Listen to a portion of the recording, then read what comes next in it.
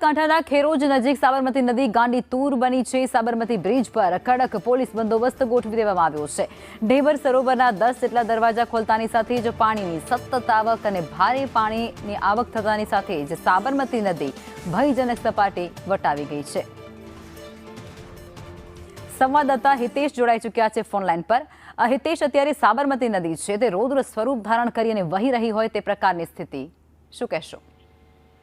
જી, ઉપરવાસમાં જે રાજસ્થાનથી લઈને પોશીના પટ્ટો, અંતરિયાળ વિસ્તાર, કોટડાથી લઈને સમગ્ર એરિયામાં ભારે વરસાદના કારણે સાબરકાંઠામાં જે પસાર થતી સાબરમતી નદી જે ધરોઈમાં નવા નીર આવક વધી છે, સાથે સાથે જે નદીનું સ્વરૂપ છે તે રૌદ્ર સ્વરૂપ ધારણ કર્યું છે। સાબરમતી જે બ્રિજ છે તેમાં ખેરોજ પાસેનો બ્રિજ ઉપર અને આજુબાજુના અન્ય જે બ્રિજો છે જે સાબરકાંઠામાં ત્યાં પોલીસ બંદોબસ્ત કરવામાં આવ્યો છે।